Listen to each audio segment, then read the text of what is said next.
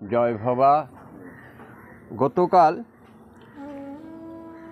কৃষ্ণ বড় না কালী বড় ভবা পাগলা বুঝিয়ে দিলেন, কৃষ্ণ কালী শিবরাম ভিন্ন কভু নয় রে রাম, মনের বিকার সব একাকার, বোঝে না যারা আঁকি হারাম। শ্যামা শ্যাম শিবরাম আমি ওই নাম বড় ভালোবাসি। তা গান দিয়ে বুঝিয়ে দিলেন সুন্দর করে, সুন্দর কৃষ্ণ সুন্দর কালী। আজ কালী কৃষ্ণ আলাদা এইরূপ বিচার জ্ঞানহীনতারই নামান্তর মাত্র। এই ব্যাখ্যা হিন্দু শাস্ত্রের নতুন নয়, এদের অভিন্নতার তত্ত্ব শাস্ত্র জ্ঞান বহু পুরাতন। ভবা পাগলার গানের বাণীতে তারই প্রতিধ্বনি। শুধু তাই নয়, গায়কের ভাবে শ্রোতাদের অন্তরে অন্তরে ভাবাবেশে জাগে। এক ঠাকুর থেকে অন্য নামধেয় ঠাকুরের ভেদাভেদ জ্ঞান দূর হয়ে যায় অতি সহজে। মহাভাব ছড়ায় হৃদয় থেকে হৃদয়ান্তরে। সেই ভাবের সন্ধান পেয়ে একদিন পাগলি মা অর্থাৎ তুলসী মা ভবা পাগলার সংবাদ পৌঁছে দিয়েছিলেন বাগবাজারের উদ্বোধন গৃহে সারদা মার ঘরে রামকৃষ্ণ জায়া। শুরু হয়েছিল পাগলের উদ্বোধন পর্ব। উদ্বোধন মন্দিরে সারদা মার সঙ্গে প্রায় বছর কানেক কাল দেখা সাক্ষাতের পর, গান শোনানোর পরে ভবা পাগলা চলে গেছিলেন আবার সেই ঢাকা জেলার আমতা গ্রামে, তার জন্মস্থানে।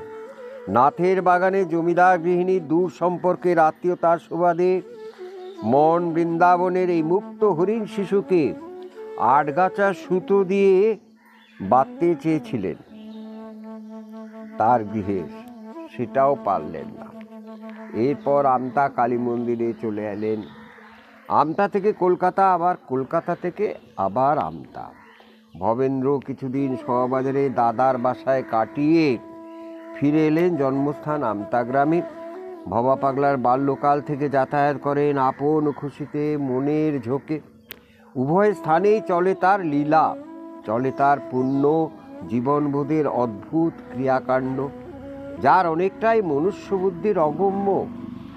গর্ভধারিণী গয়া সুন্দরীকেও উভয় স্থানে যাতায়াত রাখতে হয়েছিল।